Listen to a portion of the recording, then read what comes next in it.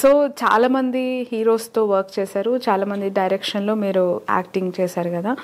ఇప్పటి వరకు మీరు చేసిన ది బెస్ట్ ఎక్స్పీరియన్స్ ఎవరితో ఉంది, ఏ హీరోతో ఉంది, ఏ డైరెక్టర్తో ఉంది? మ్యామ్, ఒక్కొక్క మూవీ ఒక్కొక్క జర్నీ, ఒక్కొక్క డిఫరెంట్ ఎక్స్పీరియన్స్. ఫస్ట్ మూవీ పెళ్లి చూపులు, తరుణ్ భాస్కర్తో అదొక డిఫరెంట్ ఎక్స్పీరియన్స్.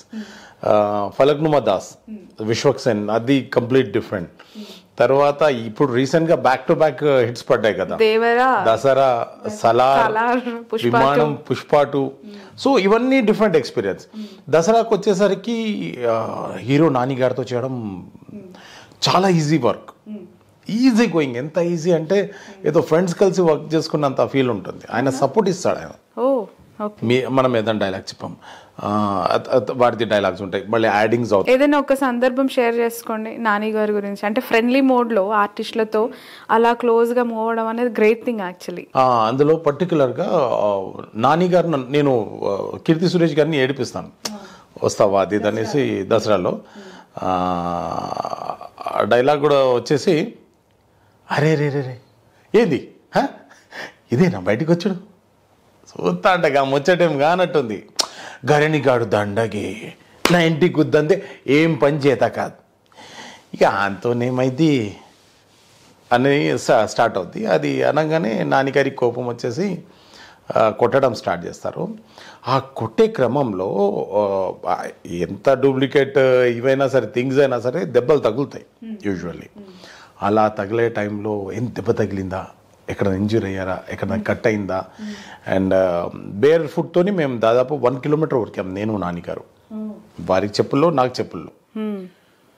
అక్కడ చిన్న చిన్న చిప్స్ ఉన్నాయి, మన రోడ్డు వేసే చిప్స్ ఉంటాయి కదా, ఆ మెత్తటి ఇసుకలో అవి ఉన్నాయి ఆల్రెడీ. వెళ్తుంటే వారికి కూర్చుకున్నాయి, నాకు కూర్చుకున్నాయి. But he take care of me.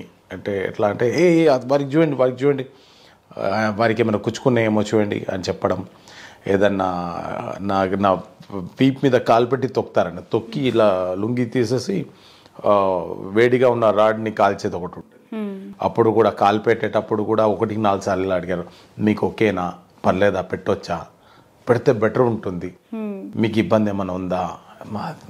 Next level అబ్బా ఆయన. వేరే ఆర్టిస్ట్ గురించి కేర్ తీసుకోవడంలో నార్మల్గా కన్వర్జేషన్స్ ఉంటే ఏం చెప్పకపోయేవారేమో, but when it is comes to the physical గొడవలు అవి ఉన్నప్పుడు మాత్రం ఆయన కూడా చాలా కష్టపడి వితౌట్ గాడ్ ఫాదర్ వచ్చారు ఇండస్ట్రీకి అనేది ఉంటుంది ఎప్పుడు ఉన్నారు. అది కనిపిస్తుందా తన బిహేవియర్లో? ఆ డౌన్ టు ఎర్త్ తను. నేను హీరో అనేది ఎప్పుడు నేను చూడలేదు. అంటే నేను 30 days వర్క్ చేశానండి. 30 daysలో 20 days వారిని చూసిందే నేను. ఆయన ఎప్పుడు ఆ బిహేవియర్ అయితే నాకు కనిపించలేదు. నేను అనే ఆమె అయితే లేదు వారికి. ది బెస్ట్ ఎక్స్పీరియన్స్ నాని గారితో అయితే ఇది obviously best experience for me.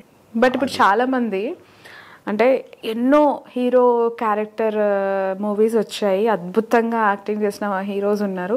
But ఒక స్మగ్లర్, ఒక దొంగ, గంధం చెక్కలు అమ్ముకునే ఒక దొంగకి నేషనల్ అవార్డు ఇవ్వడం ఏంటి అనే ట్రోలింగ్ కూడా బయట జరుగుతుంది. కొంతమంది కమెంట్స్ చేస్తున్నారు. ఎలా చూస్తారు దాన్ని? మీరు ఇంతకాలం మూవీలో వర్క్ చేసి సెట్స్లో కూడా మీరు ఉన్నారు కాబట్టి అడుగుతున్నాను. లేదండి, అది వారి పర్ఫార్మెన్స్కి ఇచ్చారు. అది క్యారెక్టర్ ఏదైనా ఉండొచ్చు. హ్యూమన్ అయితే క్యారెక్టర్ ఏదైనా చేశాడు, కానీ అందులో ఇన్వాల్వ్ అయిపోయి చేశాడు. అంటే ఒక దొంగ క్యారెక్టర్ నేషనల్ అవార్డా అనేది అదే ఆ క్యారెక్టర్కి ఇవ్వలేదు, ఆయన పర్ఫార్మెన్స్కి ఇచ్చారు. అది ఆయన చేసిన పర్ఫార్మెన్స్కి. ఇట్లా భుజం పెట్టడం మామూలు విషయం. అంత ట్రై చేయండి ఒకసారి. అది వారికే చెందుద్ది. అవునా? ఆ స్లాంగ్ చెప్పడము, ఆ బియర్డ్, ఆ హెయిర్ టోన్ డౌన్ చేయించుకొని, ఆ రగ్గుడు క్లాత్స్ అవి చూడడానికి సిల్కీగా అందంగా కనిపిస్తాయి, కానీ లోపల కుచ్చుకుంటుంటాయి. అవి ఆ జరీ వర్క్ ఏవైతే ఉంటాయో లోపల కుచ్చుకుంటుంటాయి, చిరక్ ఉంటుంది. మేకప్ వేసినప్పుడు ఒక లేయర్ లాగా ఉంటుంది ఫేస్ మీద, చెమట పట్టడం. అది ఎన్ని అవర్స్ పట్టేది పుష్పలో తను రెడీ అవ్వడానికి? మేబీ 1 hour ఈజీగా పట్టేదేమో, 1.5 hour ఈజీగా పట్టేదేమో. ఎందుకంటే అంత ఈజీ కాదు కదా, ఎక్కడ కూడా ఎక్కువ తక్కువ రావద్దు, ఈవెంట్ టోన్ ఉండాలి, హైలైట్ అవ్వాలి. ఎక్కువగా షూటింగ్ ఎక్కడ ఏ ఏరియాలో జరిగింది? అంటే నేను చేసిన part maximum RFC Ramoji film city and Sarathi స్టూడియోలో జరిగింది. తర్వాత వేరే కొన్ని రిసార్ట్స్లో జరిగింది. నేను చేసినంత వరకు అయితే హైదరాబాద్. ఈ అడవికి సంబంధించి పూర్తిగా స్మగ్లింగ్ పార్ట్ అంతా కూడా నల్లమల్ల అటు సైడే జరిగిందా? అంటే నేను ఆ పార్ట్లో లేను కాబట్టి రష్మిక గారితో కలిసారా? తన మాటలు, తన బిహేవియర్ ఆన్ సెట్స్ ఎలా ఉండింది? కూల్, చాలా చిన్నపిల్లలాగా, అంటే రీసెంట్ ఇంట్లో అమ్మాయి లెక్కనే అందరితో కలివిడిగా మాట్లాడుతూ చేస్తూ హ్యాపీగా ఉంటుంది. బౌండరీస్ ఏముండదు. నేను పెద్ద యాక్టర్, చిన్న యాక్టర్. నేను ఇంకా కీర్తి సురేష్ గారి దగ్గర కూడా అదే చూసాను దసరాలో. తనైతే ఇంకా ఇంట్లో పిల్ల, తనైతే అది ఇంకా కూల్గా చిన్న పిల్లలతో పెద్దవాళ్ళతో దగ్గరికి వెళ్ళి మరీ మాట్లాడుతుంది. ఓకే. మళ్ళీ రష్మిక గారి దగ్గర చూసాను. అది ఆర్టిస్ట్ అంటేనే నటన చూపించాలి, వాళ్ళది బెస్ట్ యాక్టింగ్ పర్ఫార్మెన్సెస్ ఇవ్వాలి.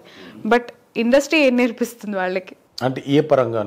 అన్నీ, అంటే ఐ మీన్ ఫైనాన్షియల్గా, క్యారెక్టరైజేషన్, పరిచయాలు, రెస్పెక్ట్. పర్టికులర్ సినిమా ఇండస్ట్రీలో కీర్తి ఎక్కడ ఉంటే డబ్బు అక్కడ ఉంటుంది. ఎంత పేరు వస్తే అంత ధనం వస్తుంది. అండ్ ఇండస్ట్రీలో ఉన్నంతసేపు మాత్రం ఫస్ట్ ఆఫ్ ఆల్ డిసిప్లిన్ నేర్పిస్తుంది. టైంకి చెప్పిన టైంకి వెళ్ళడం, సెట్స్లో డిసిప్లిన్గా ఉండడం, ఒక పట్టుదల, అంటే నేను సాధించాలి, నేను ప్రూవ్ చేసుకోవాలి, నేను చూపించాలి అనేది ఒకటి ఉంటుంది. అండ్ మోర్ ఓవర్ జాగ్రత్త నేర్పిస్తారు. లైఫ్లో ఎంత జాగ్రత్తగా ఉండాలి. చాలా మంది డైరెక్టర్స్తో వర్కింగ్ ఎక్స్పీరియన్సెస్ కొన్ని రూపాల్లో ఉంటుంది. లైక్ ఒకరితో చాలా డీప్గా ఉండాలనిపిస్తుంది, కొంతమందితో ఆ సినిమా బేస్డే కొనసాగుతూ ఉంటుంది. సో అలా మీకు నచ్చిన, మీరు వర్క్ చేయాలనుకున్న డైరెక్టర్స్, ది బెస్ట్ క్వాలిటీస్, నేను వీళ్ళ దగ్గర ఉండిపోవాలనిపిస్తుంది అనుకుని హార్ట్కి కనెక్ట్ అయ్యే డైరెక్టర్స్? త్రివిక్రమ్ గారు. ఓ, అందరూ మంచి వాళ్ళే కాదని కాదు, డైరెక్టర్స్ అందరూ ఒక్కొక్కళ్ళ స్టైల్ ఒకటి ఉంటుంది. కానీ త్రివిక్రమ్ గారిది కంప్లీట్గా డిఫరెంట్గా ఉంటుంది. ఎలా? వారితో వర్క్ చేస్తున్నంతసేపు తెలుగు మాస్టర్తో పనిచేసిన ఫీల్ వస్తుంది. నిజమే, అద్భుతంగా. వారితో చేసినంతసేపు ఎట్లా అంటే తెలుగు మాస్టర్, అంటే నేను చిన్నప్పటి నుంచి చదువుకున్న తెలుగు మాస్టర్స్ అందరూ కథలు చెప్తూ, కవిత్వాలు, పద్యాలు చెప్తూ, ఒక ఆహ్లాదకరంగా ఘట్టాలు చెప్తూ నవ్విస్తూ తీసుకెళ్తుంటారు. త్రివిక్రమ్ సార్ కూడా అంతే. మనం సెట్లో ఉన్నంతసేపు మనం సినిమా చేస్తున్న ఫీల్ ఉండదు. గురువు గారు ఏదో చెప్తున్నారు, మనం వినాలి అన్న ఫీల్. మరి యాక్టింగ్ చేస్తారా, మర్చిపోతారా? అయ్యో, ఆయన చేయించుకుంటారు. మనం చేస్తాం అనేది అది ఒట్టి మాట. వారు చేయించుకుంటారు. మన పర్సనాలిటీని బట్టి డైలాగ్స్ ఇస్తారు. అక్కడికక్కడే సీన్ డైలాగ్స్ చేంజ్ చేస్తుంటారు. అండ్ అప్పటికప్పుడు ఇంప్రవైజ్ ఉంటుంది. ఒక భాగవతము, భారతము, రామాయణం నుంచి ఒక ఘట్టం చెప్తాడు, ఆ సీన్కి సంబంధించింది చెప్పేసి మనకు తెలియకుండానే ఆ సీన్లోకి తీసుకెళ్తారు ఆయన. ఓకే. తీసుకెళ్ళి మనతో చేయించుకుంటారు. చెయ్యడం మనం చేస్తామనేది ఉట్టి మాట. అది మీరు చెప్పారు కదా, కొంతమందితో చూస్తూ ఉండిపోవాలనిపిస్తుంది. ఒక చంటి పాప తల్లిని తండ్రిని చూసుకుంటూ ఉండిపోతారు కదా. త్రివిక్రమ్ గారు, గురువు గారు ఏదైనా చెప్తుంటే జస్ట్ మెస్మరైజ్ అయ్యి వింటూ ఉంటాం మనం. ఓకే, 20 minutes 30 minutes అయిందా, ఎవరన్నా వింటుంటే కూర్చో అని ఆఫర్ కూడా చేస్తారు. నేను ఇంత పెద్ద డైరెక్టర్ని, మీరు నిలబడి ఉండాలి, ఆ ఈగు ఏముండదు. ఒక తండ్రి లాంటి వాడు ఆయన. వారి దగ్గర పనిచేసే ఆర్టిస్టులందరినీ ఎంత ప్రేమగా, ఎంత ఆప్యాయంగా చూసుకుంటారో. వారు ఉన్న సెట్లో నేను 4 చేశాను. నేను ఇప్పటి వరకు ఎవరు కూడా ప్రొడక్షన్ వాళ్ళు కానివ్వండి, డైరెక్షన్ డిపార్ట్మెంట్ కానివ్వండి, చిరాకు పడరు ఎవరు. అసలు కోపాలు ఉండవు, చిరాకులు ఉండవు, గొడవలు ఉండవు.